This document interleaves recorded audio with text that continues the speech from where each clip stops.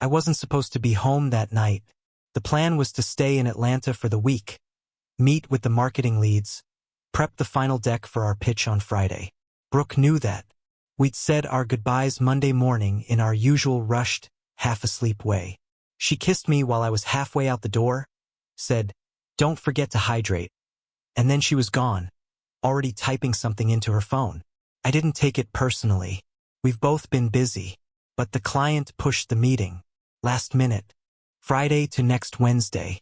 No big drama, just a scheduling thing. So I figured I'd catch the early evening flight and be home by 9. I even texted Brooke from the airport. No response, but I didn't think much of it. Honestly, I thought I'd surprise her. Maybe she'd be curled up with a movie, and we'd split a bottle of wine. Maybe we'd reconnect a little. Instead, I walked into a scene that didn't feel like home anymore. Everything was off the second I stepped inside. The lights were low, like someone had dimmed them intentionally. Brooke always leaves the entryway lamp on when she's alone. It's just one of her habits. But tonight, it was the pendant lights over the kitchen island that were glowing, giving the room a soft, almost staged warmth. Too curated, too quiet. I stood there for a second, keys still in my hand, listening for music, for movement, for her. But all I heard was the faint hum of the fridge. That was the first signal. Then I saw the wine glasses, 2 of them, in the sink, upright, rinsed but not washed, still streaked with red. Not our everyday tumblers either. These were the fragile, oversized Pinot Noir stems I bought her last year for her birthday. She only ever used them when she wanted to set the tone, as she liked to put it. I picked one up. The base was still wet underneath, and there was a small lipstick mark on the rim. Not her usual shade. That was the second signal. I slowly made my way into the living room. Pillows fluffed. A candle burning on the console table. Sandalwood and patchouli. The one she said made the house smell grown. That same scent was hanging in the air like it had just been blown out. Faint, but strong enough to catch in the back of my throat. Then I noticed something even more out of place. One of the side chairs near the fireplace had been moved slightly, like someone had sat there and angled it toward the couch. Our furniture doesn't move on its own. Still, I wasn't ready to jump to conclusions. Maybe she had a friend over. Maybe her sister dropped by. I wanted to believe that. I needed to believe that. But then I went down the hall to hang up my coat, and that's when I saw it. The guest bathroom towel rack had 2 towels on it. One was ours, a white monogram set Brooke picked out from Crate and Barrel. The other wasn't. It was a dark gray towel, plush, heavy, and folded unevenly like it had been hastily tossed. Still damp, still warm. I touched it with the back of my hand and felt my stomach drop. That was the third signal. I walked back to the foyer, pulled out my phone, and opened the smart lock app. Brooke had insisted we install it when we renovated. Said it was modern and convenient. The logs don't lie. At 11:42 p.m. the night before, there was an entry recorded from her phone. Not the fingerprint scanner, not a manual code, her mobile key. That struck me as strange. She rarely uses the app anymore. She always said it was too glitchy. But here it was, a digital breadcrumb. 3 minutes before that, 11:39 p.m., the doorbell camera captured footage. I tapped on the video and waited for it to load. A dark gray sedan, maybe a rental, pulled up in front of our house. Sleek body, tinted windows, plates I didn't recognize. The angle wasn't great, but I could make out 2 shapes inside. She got out of the passenger seat wearing a fitted trench coat and heels. She leaned down through the driver's side window. The footage was grainy, but not so grainy that I couldn't tell it wasn't just a goodbye. She kissed him, lips pressed, slow. Not a friend, not a colleague, not her brother, a man. That was the fourth signal, the kind you can't ignore. I stood there watching that clip on loop, replaying it over and over again until the sound of the garage door cut through the silence. She was home. Her heels clicked across the floor before she even saw me. "Adam." Her voice was light, surprised. "You're home." I turned to face her slowly, phone still in hand. "Yeah, meeting got pushed. I thought I'd surprise you."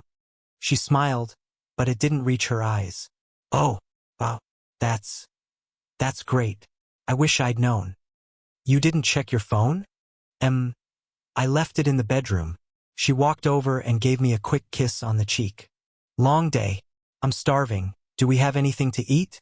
She moved around me toward the fridge, too casually. That's when I noticed the scent again. Deeper this time. Her perfume was different. More intense. Expensive. Not the one she usually wears to work. Something darker. Musky. Mate. She grabbed a bottle of sparkling water and turned around like nothing was off. I noticed there were 2 wine glasses in the sink, I said quietly. She blinked. Oh, yeah, Tyler came by. Last-minute work thing. The New York team needed some files corrected. It was easier to do it here than over Zoom. Tyler. I repeated the name. I knew who he was. One of the creative leads. Young. Fit. The kind of guy who always had something clever to say when I visited the office. Yeah, you've met him. He brought a bottle over. I didn't think you'd mind. I kept my eyes on hers. And the towel in the guest bathroom? She paused for a split second. He spilled wine. Got it on his pants. He asked if he could clean up. I told him to use the guest towel. Why? Just seems like a lot of effort for a spreadsheet revision. She laughed. Too loud. Too quick. You're being weird. What is this? Did you check the cameras or something? I didn't answer. She crossed her arms. Wait. Are you checking up on me now? Adam, come on. I just saw the smart lock entry and she cut me off, shaking her head. Okay, wow. That's where we are now. You're spying on me while I'm working? That's not healthy. You said you left your phone in the bedroom, but the app was used to unlock the front door. She raised an eyebrow, as if I were the one acting out of line. Yeah, I had it in my purse last night. It auto-unlocks sometimes, remember? You said that yourself last month. I didn't remember saying that, but she sounded so sure, so calm, so offended, that I actually started to second-guess myself. You've been away all week, she continued, voice softening. Maybe you're just feeling insecure. There it was. Redirect. Deflect. Make me the untrusting one. I opened my mouth to respond but stopped. My thoughts were tangled. The evidence was there. Physical, digital, instinctual, but somehow she turned it around in under 5 minutes. I felt like I was drowning in ambiguity. And maybe that was the point. She stepped closer, brushing a hand against my arm. Let's not do this. Not tonight. You're tired, I'm tired. Let's just relax. Okay? I nodded. Slowly. For now. But I knew something had shifted. A fracture had opened, quiet and hairline thin, but growing. And deep down, I knew it wasn't going away. If you've ever tried to convince yourself you were imagining something, you know how exhausting it is. The night I came home early, Brooke managed to steer the suspicion away from herself with the kind of confidence you only have when you've had practice. And maybe that should have been a clue in itself. But she was calm, convincing, accusatory just enough to throw me off balance without seeming defensive. And I wanted to believe her. God, I wanted to believe her. I told myself the smart lock glitch was real. That Tyler really had been there for a late work session. That the towel and the wine and the doorbell cam were somehow explainable. That I was being paranoid. But then things started. Lining up. Little things. Fragments. It was like looking at a mosaic that didn't make sense up close. Just a blur of shapes and color. But the more I stepped back, the clearer the picture became. It started with her new obsession with morning runs. Brooke hates running. Hated. She used to joke that her version of cardio was racing to the fridge before the microwave beeped. But 3 weeks ago, out of nowhere, she started setting her alarm for 6:30 a.m., lacing up brand new Nikes, and jogging around the neighborhood like she was training for a marathon. No build-up, no struggle, just suddenly fit. First, I admired it. I even encouraged her. She said it helped her focus, cleared her mind before long days at the agency. I'd wake up to the sound of her slipping out the front door, and when she got back, she'd head straight into the shower without saying much. I figured she was just finding her rhythm. Then came the new clothes.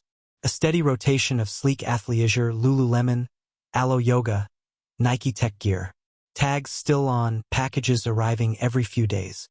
And she was wearing perfume. To run. Not a body mist or something light, her Tom Ford fragrance. The expensive one I gave her for our anniversary. That's when I started paying closer attention. Her phone was on silent more often, turned face down on the kitchen counter. Notifications lighting up from apps I'd never seen. Strava, Fitbit, something called Endure. I asked her about it once. Just fitness stuff, she said casually. Tyler got me into it. He's annoying about it, actually. The way she said his name stuck with me. Tyler. Again. He'd become this recurring character in her daily life. Her stories, her complaints, her offhand mentions. And every time she said it, there was this strange mix of irritation and amusement. Familiarity, comfort, and gnawed at me. I remembered something I saw on her lock screen weeks ago. A notification. Tyler commented on your activity. Your K*ling it. I brushed it off at the time. I didn't even know she had a fitness tracker. But now I started looking. I dug into her public Strava profile from an old browser we shared on the iPad. Sure enough, her recent runs were being tracked, and almost every single one had a kudos or comment from Tyler. Sometimes they ran the same route, same pace, same timestamp. She never once mentioned running with him. And then I noticed the boutique hotel. I'd driven by it before. Sleek glass windows, minimalist black signage. One of those modern places that served overpriced craft cocktails and catered to the young corporate crowd. I never gave it a second thought until I noticed her car parked near it. Twice. The first time was a Thursday. I was heading to a client lunch across town when I saw her Jeep parked 2 blocks away from the hotel, in a meter spot. It stood out because she had just told me that morning she was swamped and wouldn't be leaving the office all day. I assumed she was in a meeting nearby. The second time was a Saturday. She said she was getting a haircut. It didn't sit right with me. A few days later, I checked our bank statements. She'd paid for 2 drinks at a wine bar right next to that same hotel. The timestamp was 5:47 p.m. on a Wednesday. The same day she said she worked late at the office. That's when I started taking *TS. Felt wrong. Creepy. Like I was violating some unspoken boundary. But at that point, I needed facts. My brain wouldn't shut up otherwise. I started documenting it all. Every odd payment, every work dinner that didn't match the calendar invite, every photo she posted that excluded me. Even the Instagram stories I had to dig for, the ones where I was conspicuously absent. She used to tag me in everything. Date nights, movie nights, random Tuesday dinners. But now, it was like I didn't exist online. Her stories were all filtered. Curated *TS of latte art and skyline views and abstract captions like reset, refocus, breathe. Sometimes I saw shadows in the background, reflections in windows, male silhouettes, but never a face. Then came the boutique yoga studio. Another new habit. She signed up 2 months ago. She called it my sanity hour. She'd go after work, leave her phone in the car, and come back glowing, relaxed, sometimes giggly. Once she even came home buzzed and said she and the girls grabbed a drink after class. I nodded, tried to believe her, until I found the payment receipt. Wine bar, 2 people, 2 drinks. She never mentioned it again. I started noticing how often her car showed up in that same area, near the yoga studio, sure, but always on the same few blocks. The boutique hotel, the wine bar, the corner cafe with no logo. I knew what it looked like, but part of me still hoped I was wrong. Then came the moment I couldn't ignore. One night, I was organizing receipts for taxes and noticed a recurring charge for something called Vinyas and Vino, a Thursday night yoga class plus wine tasting combo. It was near the hotel. I looked it up. It's billed as a partner session. 2-person mats. Shared bottles. Every single class she attended was a Thursday. Every Thursday, she came home exhausted and went straight to bed. I didn't confront her. Not yet. I wasn't ready. I needed to be sure. I needed something irrefutable. Something that would shut down the gaslighting, the redirection, the carefully manufactured alibis. She was building a life I wasn't part of. Parallel rhythm. One that ran on GPS pings, late meetings, fitness apps, and hotel receipts. And I was done pretending it was in my head. So I set a quiet boundary. From that moment forward, I would no longer accept half-truths. I wouldn't dismiss the signals. I'd follow them piece by piece until the picture came into focus. Because the mosaic was no longer abstract.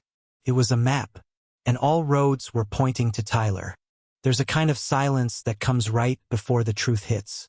Not the kind you hear, but the kind that feels like your stomach is waiting to drop, even before your mind catches up. I've been walking around in that silence for days.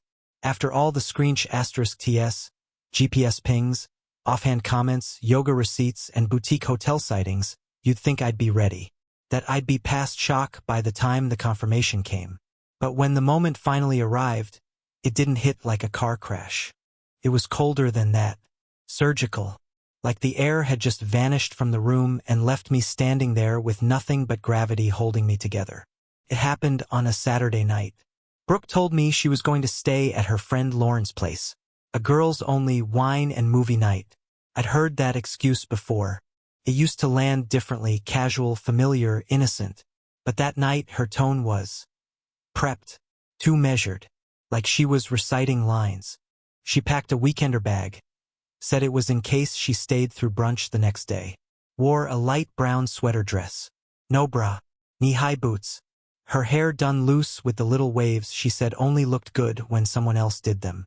"Don't wait up," she said, keys jingling as she headed for the door. I smiled and said, "Have fun." She didn't see me open the tracking app the second the door closed. I watched her drive northeast instead of west, nowhere near Lauren's place. Her GPS marker hovered in a part of town she never used to care about until the yoga studio opened. 10 minutes later, she pulled into a small lot behind the same boutique hotel I'd seen twice before. The one across from the wine bar, the yoga loft, and the overpriced bistro. I stared at the screen as she parked. Waited. 3 minutes later, another marker appeared. Tyler. I didn't even have to guess. His name popped up in the shared Strava connection list. Location permissions enabled. Whether she knew it or not, their trails overlapped a lot more than just running routes. I watched as they walked into the hotel from opposite sides of the lot. He from the alley, she from the back entrance. She looked around before going in. He kept his hood up, head low. No contact. No visible kiss. Too careful. But not careful enough. I grabbed my coat, keys, and my old DSLR camera, the one I used to use for vacations, now collecting dust in my closet.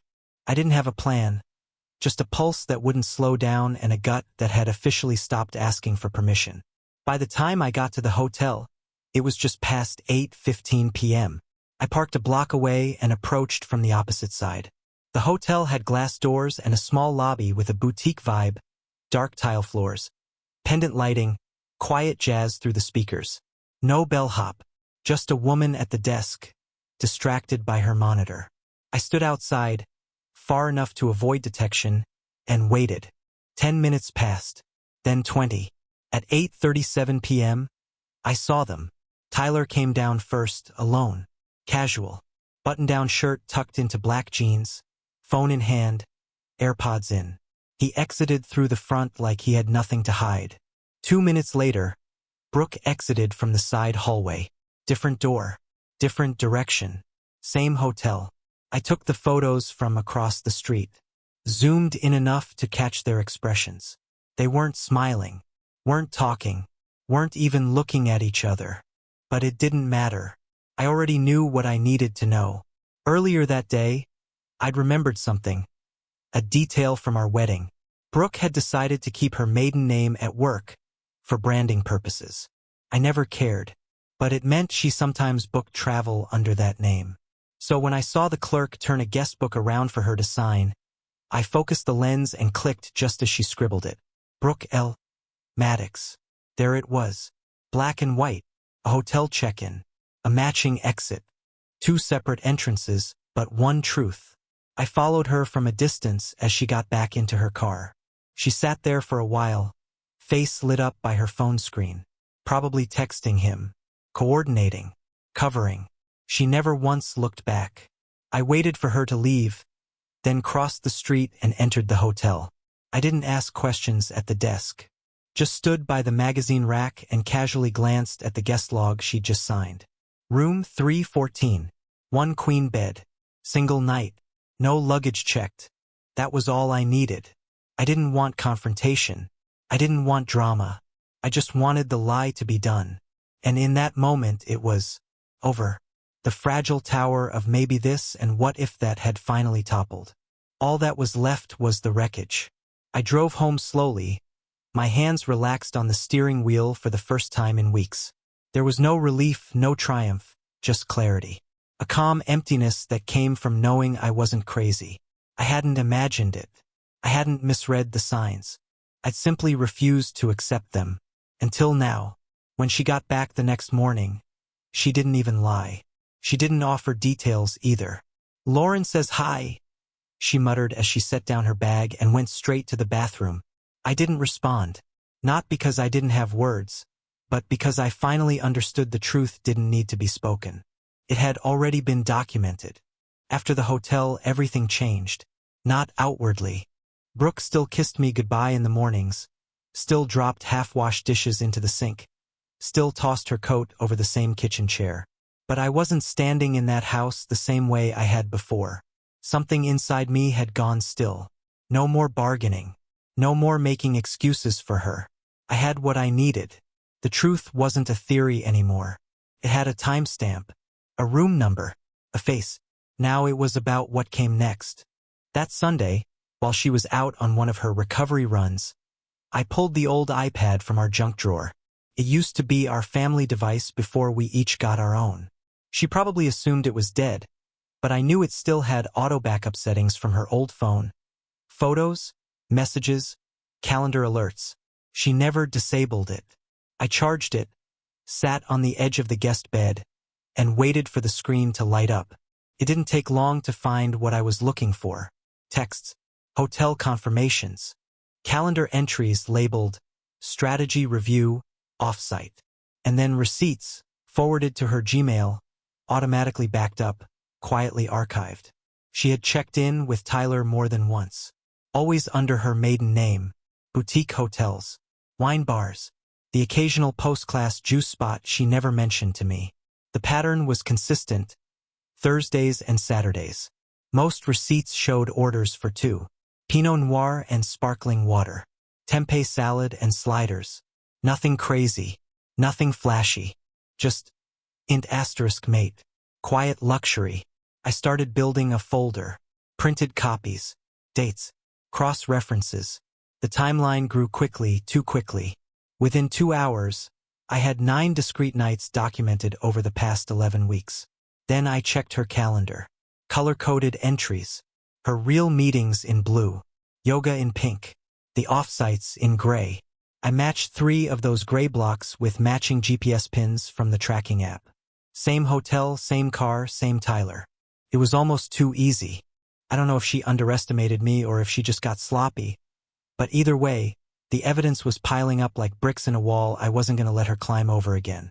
When she got home, flushed and smiling from her run, I didn't say a word, just nodded and asked if she wanted eggs. She said no, said she was trying to cut back. Then she showered and sang to herself in the bathroom like nothing was rotting underneath the floorboards.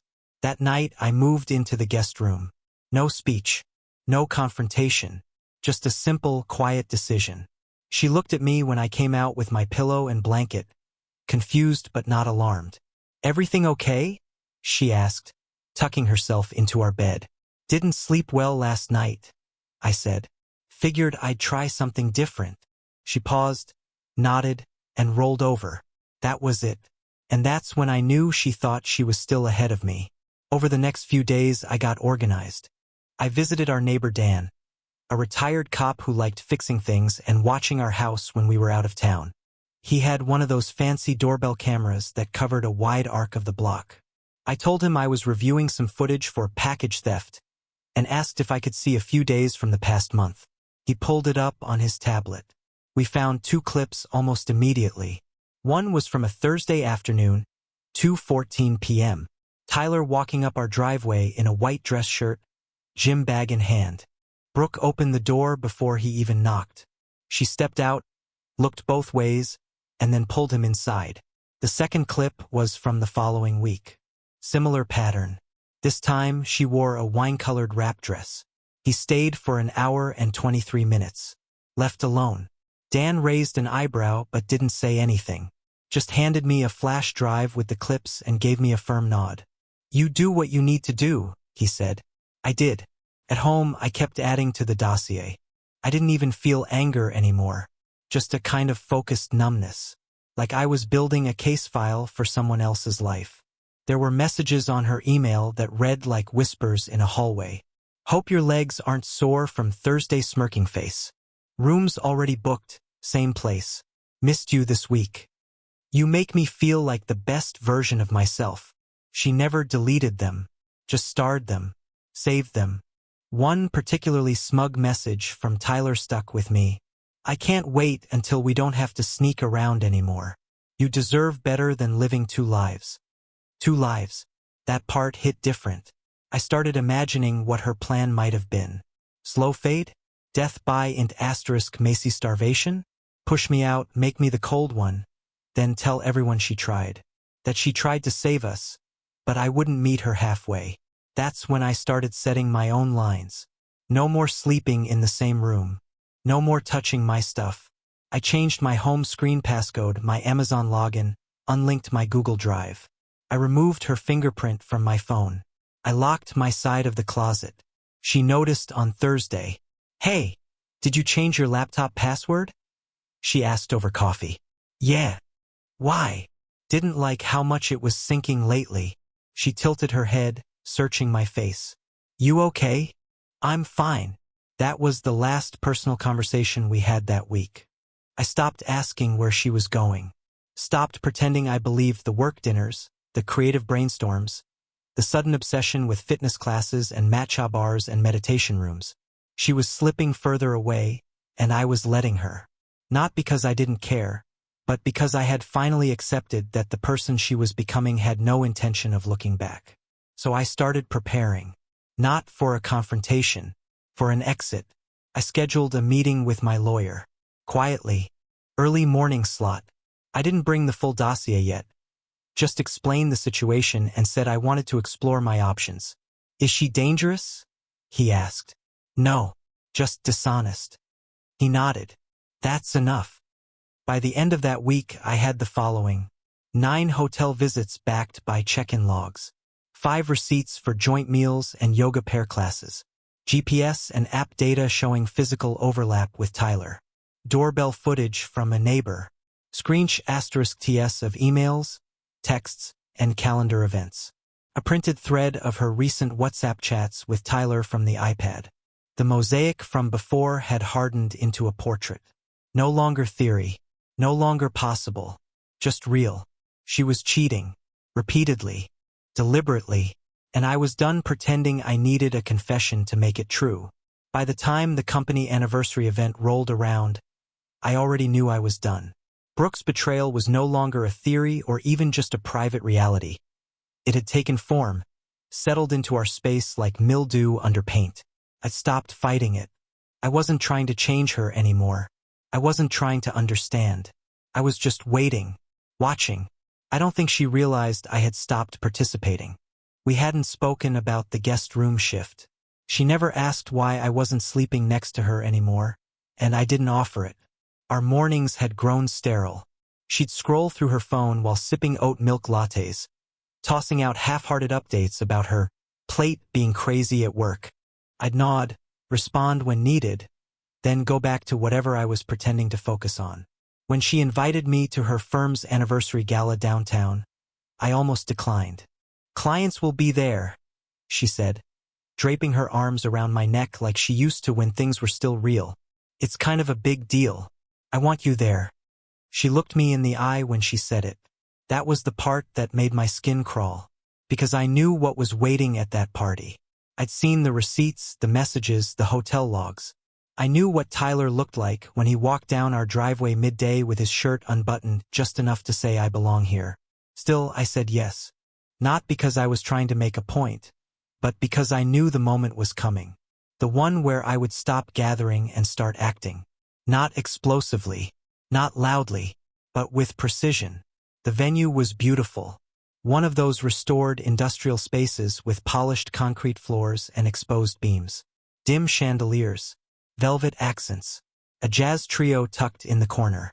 Everyone was dressed to the nines, wearing the kind of forced elegance that comes from mixing workplace formality with open bars. We arrived together, but we might as well have walked in separately. The second we got past the check-in table, Brooke floated away into her network like a practiced host. Hugs, cheek kisses, whispered laughter. She made her way through a small sea of coworkers, and I hung back near the drinks table, sipping bourbon and watching. She wore a dark emerald dress I'd never seen before, off-shoulder, fitted, intentional, the kind that photographs well in dim lighting. I remember thinking she looked stunning, and then immediately hating that the thought still crossed my mind. It didn't take long to spot him. Tyler. He arrived 30 minutes after us, alone, looking relaxed, confident. One of those guys who smiles like everything's an inside joke. As soon as he saw Brooke, his posture shifted, shoulders loosened, grin widened. She gave him a knowing glance as he walked past her. Casual, like they weren't burning down a life. I didn't make a scene. I didn't confront him. I didn't even let my heart race. I just watched. They circled each other all night. Not obviously, but enough. He'd make a round near the bar. She'd appear minutes later. They'd toast in small clusters of people, never standing next to each other, but close enough to touch if everyone vanished. I started noticing the little signals.